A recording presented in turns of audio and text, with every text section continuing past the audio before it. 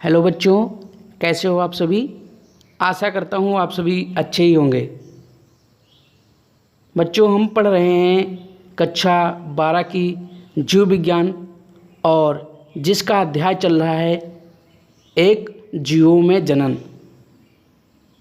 जनन के बारे में हमने जान लिया। जनन कितने प्रकार का होता है ये भी जान लिया पिछली वीडियो में। और हम पढ़ रहे हैं अलैंगिक जनन। अलैंगिक जनन कितने प्रकार का होता है इसमें हमने पहले जान लिया था विखंडन, जिसे अमीबा में देखा था। आज हम देखेंगे कि उससे आगे क्या है। ठीक है, आशा करता हूँ आपने पिछले जो 2 वीडियो हमारे हैं उनको ज़रूर देखा होगा। यदि नहीं देखा है तो उसे ज़रूर देखो, क्योंकि वहीं से आपका कॉन्सेप्ट क्लियर होगा। ठीक है, और इस अध्याय का ये हमारा वीडियो पार्ट 3 है। ठीक है बच्चों, तो 2 वीडियो हमने अपलोड कर दिया ऑलरेडी, उनको ज़रूर देखो, तभी आपका कॉन्सेप्ट क्लियर होगा। क्योंकि दूसरा वीडियो हर पहले वीडियो से लिंक होता है, संबंधित होता है। ठीक है, तो हमने इसमें लिख भी दिया है पार्ट 1, पार्ट 2, ये पार्ट 3 है। ठीक है बच्चों, तो आइए देखते हैं अगला हमारा क्या हेडिंग है। बच्चों, हमारी हेडिंग है मुकुलन।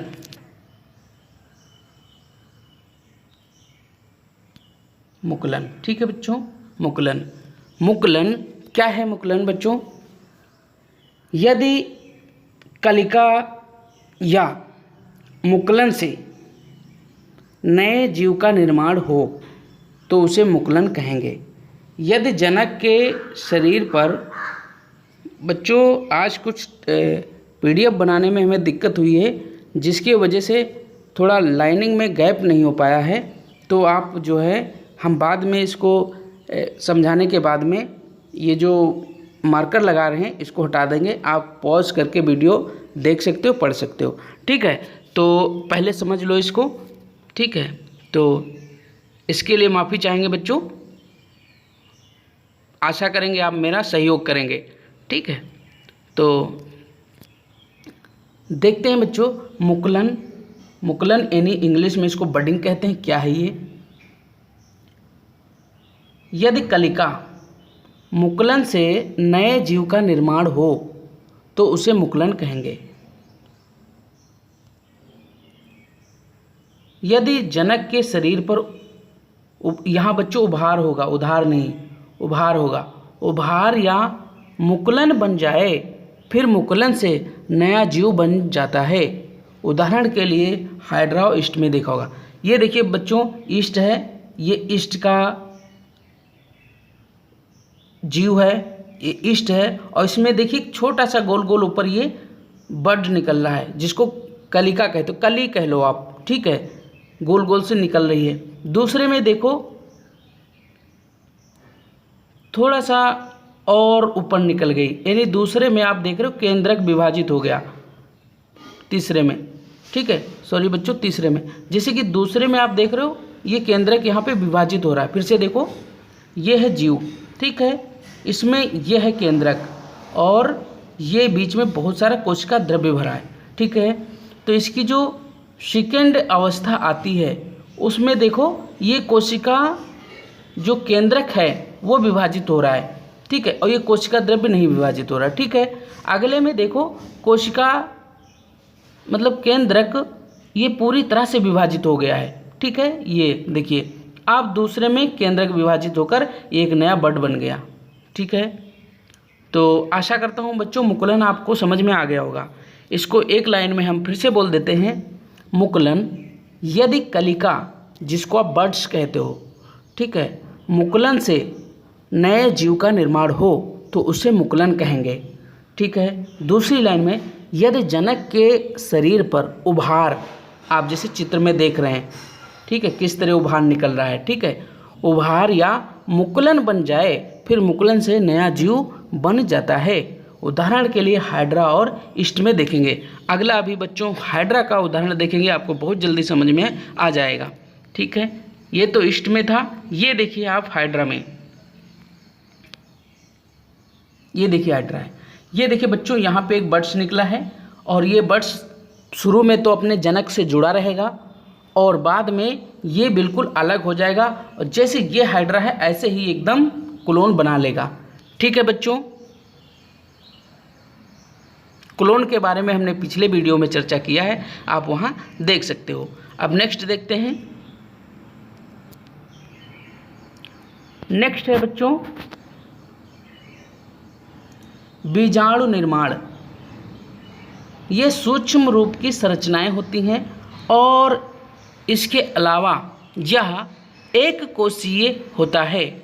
अगर बीजाणु में कासाव, इंग्लिश में इसको फ्लैजिला कहते हैं बच्चों, ठीक है, पाया जाता है तो उस बीजाणु को चल बीजाणु कहते हैं। जिस बीजाणु में कासाव नहीं पाए जाते उसे अचल बीजाणु कहते हैं। अचल बीजाणु गति नहीं कर सकते बच्चों, इसको गति करना, आप गति नहीं कर पाते, जबकि चल बीजाणु गति करते हैं और चल सकते हैं। इसको एक बार साफ देख लीजिएगा बच्चों, ये ठीक है। और अगला देखते हैं, ये हैं बच्चों आपके बीजाणु, ठीक है, ये हैं आपको बीजाणु। ये देखिए बच्चों एक फ्लैजिला है, इसमें देखिए ये जो मोछों के टाइप में लगे हुए हैं इनके, ये क्या है, एक कासाव है और ये है चल बीजाणु। यदि जिस बीजाणु के ये मोछे नहीं होंगे, सिर्फ इस तरह का बना होगा, इस तरह का, ठीक है, इस तरह का बना होगा, वो क्या होगा, वो अचल बीजाणु होगा, वो चल नहीं सकता। ये जो कासाव होते हैं इनकी ये जो मोछे जैसी संरचना आप देख रहे हैं, इन्हीं के सहारे ये चलते हैं, उड़ते हैं, ठीक है। और इसके अलावा सबसे ज़्यादा इम्पोर्टेंट बात ये है कि आपने देखा होगा ये एक थैले में है और ये जो थैली होती है जिसके अंदर से बाहर निकल रहे हैं, ये देखो आप, ये क्या है, बीजाणुधानी है। इसी के अंदर फ्लैजिला स्टोर रहते हैं, इसके फटने पे ये बाहर निकलते हैं। ठीक है बच्चों, आशा करता हूँ इतनी बात आपको समझ में आ गई होगी। अगला देखते हैं बच्चों, नोट बहुत इंपॉर्टेंट है, इसको ध्यान से पढ़िएगा। बीजाणु जिस कोशिका में बनते हैं उसे स्पोरेंजिया कहते हैं। बीजाणु जिस कोशिका में बनते हैं उसे स्पोरेंजिया कहते हैं। हिंदी में इसको बीजाणुधानी, जिस कोशिका में बीजाणु बनता है। ठीक है बच्चों, आशा करता हूँ इतनी बात समझ में आ गई होगी। ठीक है, जैसे आपने देखा होगा कंगारू अपने बच्चे को एक थैले में रखता है, ठीक है, और जब उसको कोई खतरा नहीं महसूस होता है अपने बच्चे को बाहर वो खेलने के लिए निकाल देता है, ठीक है। तो उसी प्रकार एक ये बीजाणुधानी होती है, थैली होती है, इसी के अंदर बीजाणु रहते हैं, ठीक है। अगला देखेंगे बच्चों खंडन। ये अलैंगिक जनन का प्रकार है, खंडन विधि। इसमें जब जनक 2 या 2 से अधिक खंडों में टूट जाता है। देखिए बच्चों, ये है अगली हेडिंग हमारी, खंडन विधि। इसमें कहा गया है कि जब जनक 2 या 2 से अधिक खंडों में टूट जाए और प्रत्येक खंड या टुकड़े से नया जीव का निर्माण हो तो खंडन कहलाता है। जैसे कि आप देखेंगे एलोथ्रिक्स और स्पोरेंजिया में। देखिए बच्चों, ये एक एलोथ्रिक्स है आपका, ठीक है, इसको हमने टुकड़ों में काट दिया। मान लीजिए इसके हमने 2 टुकड़े किए और ये ऊपर का टुकड़ा ले लिया। देखिए एक टुकड़े से ये पूरा नया जीव बन रहा है। ये स्पायरोगैरा में ऐसा देखने को मिलता है, ठीक है बच्चों। एलोथिक्स और स्पायरोगैरा हमने बताया, इसको ध्यान से आप उदाहरण याद रखिएगा। आपसे पूछा जा सकता है कि स्पायरोगैरा में कैसा जनन पाया जाता है या एलोथिक्स में कैसा जनन पाया जाता है, तो आप इसे याद करके रखेंगे। अगला देखते हैं बच्चों, पुनरुद्भवन। पुनरुद्भवन बच्चों, आज जो हमारी हेडिंगें हैं वो थोड़ा हम बोल्ड नहीं कर पाए, कुछ दिक्कत हुई जिसकी वजह से आपको ऐसे ही समझना होगा। ये है आपका पुनरुद्भवन, रीजनरेशन इसको बोलते हैं। अगर किसी जनक को टुकड़ों में काटा जाए जिससे प्रत्येक टुकड़ा नया जीव बना ले उसे क्या कहेंगे? पुनरुद्भवन कहते हैं। जैसे कि आप देख रहे हैं ये एक प्लेनेरिया जीव है।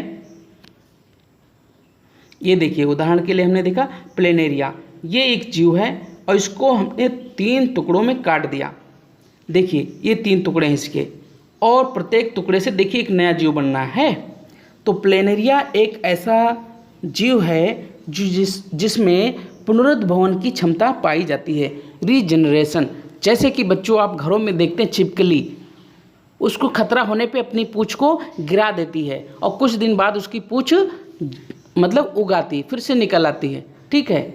तो उसमें भी पुनरुद्भवन की क्षमता पाई जाती है। अब इसका मतलब ये नहीं उसका गर्दन ही काट दो और नया जीव बन जाए, ऐसा उसमें नहीं होता। लेकिन प्लेनेरिया एक ऐसा जीव है जिसमें आप उसके जितने भी टुकड़े करेंगे वो प्रत्येक टुकड़े से एक नया जीव बन जाएगा, ठीक है। आशा करता हूँ इतनी बात समझ में आ गई होगी आपको। अगला चलते हैं, देखते हैं नेक्स्ट क्या है बच्चों। नेक्स्ट है हमारा वर्धी या कायिक जनन। ये बच्चों अलैंगिक जनन का लास्ट हेडिंग है, ठीक है, और ये आखिरी प्रकार है अलैंगिक जनन का, ठीक है। वर्धी या कायिक भाग जैसे जड़, तना, पत्ती आदि से नए पौधे का निर्माण हो तो वर्धी या कायिक जनन कहलाता है। और बच्चों यह 2 प्रकार का होता है, एक तो प्राकृतिक कायिक जनन होता है, एक कृत्रिम कायिक जनन होता है। एक बार फिर से रिपीट करते हैं बच्चों, वर्धी या कायिक जनन। बहुत से लोग या बहुत जगह आपने देखा होगा सिर्फ बताया गया आपको अलैंगिक जनन, जो जनन होता है 3 प्रकार का होता है, लैंगिक, अलैंगिक और वर्धी या कायिक जनन, ऐसे लिखा होता है। लेकिन हमने यहाँ पढ़ा अलैंगिक जनन का एक प्रकार पढ़ा, वो है वर्धी या कायिक जनन, ठीक है। और इसके बाद हम पढ़ेंगे लैंगिक जनन, ठीक है। तो आशा करता हूँ अलैंगिक जनन आपको बहुत अच्छी तरह से समझ आ गया होगा, ठीक है बच्चों। इसके आगे थोड़ा सा और देख लेते हैं। एक डायग्राम हमने आपके लिए बनाया है, ये देखिए। अच्छा सॉरी बच्चों, डायग्राम इसमें है नहीं, ठीक है नहीं इसमें, उसको नेक्स्ट वीडियो में आपको दिखा देंगे, ठीक है। तो यहाँ पे अभी वो डायग्राम होता तो क्लियर हो जाता आपका प्राकृतिक और कायिक जनन। आपको बता देता हूँ फिर भी थोड़ा सा कि ये जो प्राकृतिक जनन है, प्राकृतिक कायिक जनन है, इसमें क्या होता है कि पत्तियों से पौधा उगाता है अपने आप, पत्तियाँ नीचे गिरती है, कुछ दिन बाद उनसे पौधा बन जाता है, ठीक है। और आलू एक तना है तो आलू से भी नया पौधा बन जाता है, ठीक है। जैसे शकरकंद आपने देखा होगा, ठीक है, उससे भी नया पौधा बन जाता है, ठीक है। और कृत्रिम में आप जानते ही हो, कृत्रिम मानव द्वारा जो जनन कराया जाता है, जैसे कलम लगाना, दाब लगाना, खूंटी लगाना। जैसे आप देखते हैं नींबू का पौधा है, उसकी टहनी को दबा दो और कुछ दिन बाद देखते हैं उसकी टहनी से जड़ें निकलती हैं और एक नया पौधा बनकर तैयार हो जाता है। और जहाँ से वो जड़ें निकलती वहीं से काट देते हैं और कलम बन जाती है, उसको दूसरी जगह लगा देते हैं। गुलाब में जैसे देखा हो, गुलाब को काट देते हैं और उसको टहनी को ज़मीन में लगा देते हैं, एक नया पौधा बन जाता है। तो ये सब कृत्रिम कायिक जनन है या वर्धी जनन है, ठीक है बच्चों। तो आशा करता हूँ आपको इतनी बात समझ में आ गई होगी। नेक्स्ट वीडियो में इसका बचा हुआ जो भी पार्ट है उसको डिस्कस करेंगे और अगला हम पढ़ेंगे लैंगिक जनन, ठीक है बच्चों। मेरे साथ बने रहने के लिए बहुत बहुत धन्यवाद। मिलते हैं नेक्स्ट वीडियो में। जय हिंद।